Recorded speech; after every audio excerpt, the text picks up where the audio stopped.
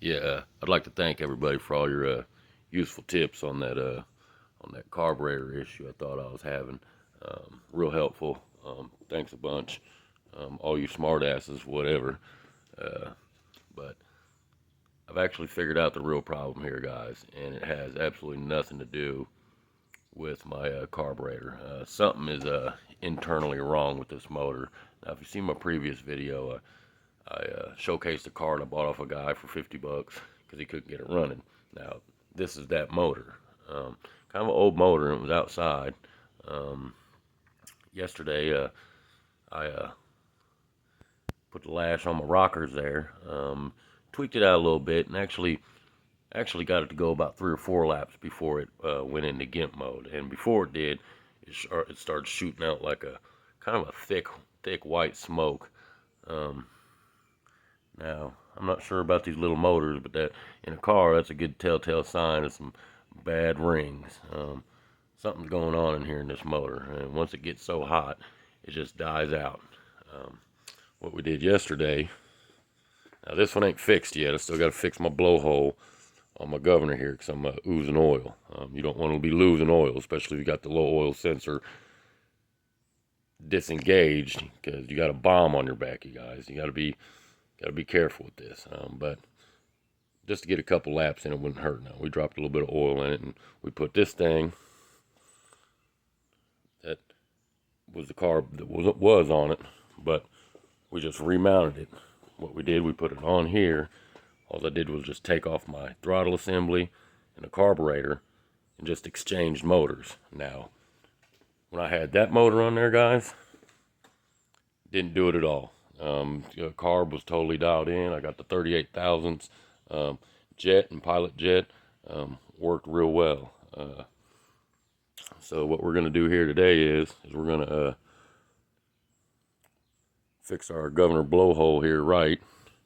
Gonna tap it on out, get some Loctite in there so it'll quit oozing oil on us. Now this is a brand new Predator motor, guys, brand spanking new. I actually messed it up doing a botched governor removal. I forgot to tie down my armature and started chewing shit up. Lost all compression. Took crankcase off here. My tappets were sheared. One of my rods was bent. Had just all kind of plastic and bullshit inside the motor itself. Had to completely clean it out. We busted off the bottom tip of the piston arm. There's this little armature that connects to the bottom of your piston arm here that has a little arm that comes off it, and it busted clean off. So we went to our pull-apart motor over there, and we took that bottom piece off, took out the tappets, replaced the rods. This thing's good as new. So really the only thing we got to do is just get our governor blowhole here sealed up a little better. What I did just didn't quite cut it. But yeah, brand new motor. This one works fine. Doesn't do what the other engine is doing. It just really seems like this thing is just steadily getting worse, you guys, which just gives me concerns. You know what I mean? Because like I said, it's a bomb on your back. So what we're going to do is we're going to snatch this thing off here after we fix our good engine over there, so we still got something to ride.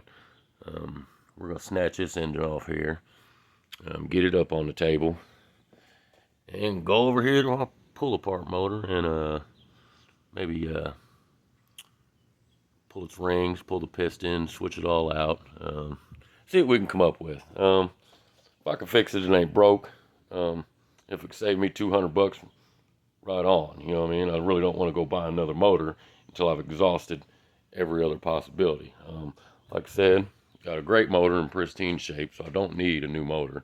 But I'm just beginning to think this engine is just ragged out and it's on its last leg. It just needs a rebuilding. And hopefully we got enough parts left in our pull-apart motor over here to do just that.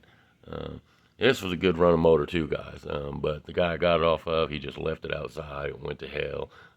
But still a good motor. Internally, everything's perfect. But you know, as you can see here, look at that bowl. Look at that. Yeah, that's what happens when you leave your your equipment outside, guys, or don't cover it up with a tarp. That's poor care of your equipment. But other than the carburetor being shitty, this motor is in great condition. So like I said, we just use it for our pull apart motor.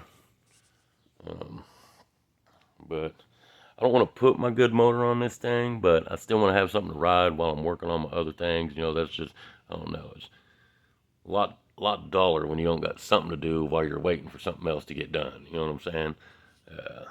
Really, I want to put my good motor on our new project here. This thing is a beast. Probably the biggest top cart I've ever seen in my life. And this is exactly what I was looking for, guys. It's exactly what I wanted this to be. I wanted a heavy-duty top cart that was actually fit for a full-size adult. Got a pretty good deal on this thing on Marketplace.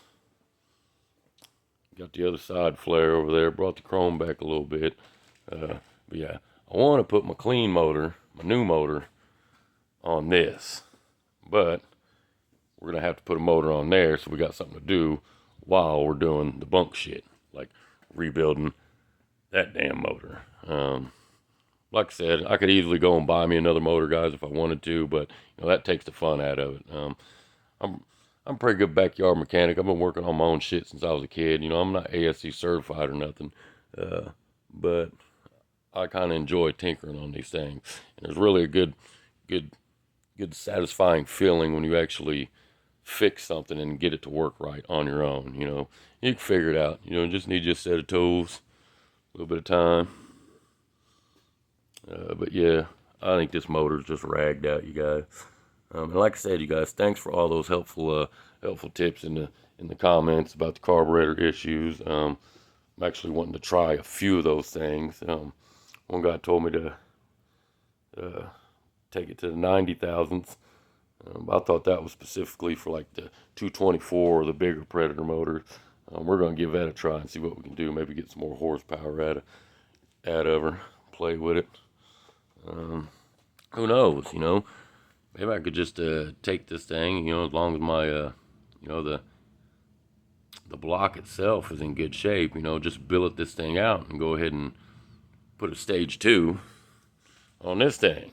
And we'll just leave stage 1 on the yellow car. I don't know, but sky's the limit, guys. You know, fun hobby, cheap hobby too. But got to figure things out.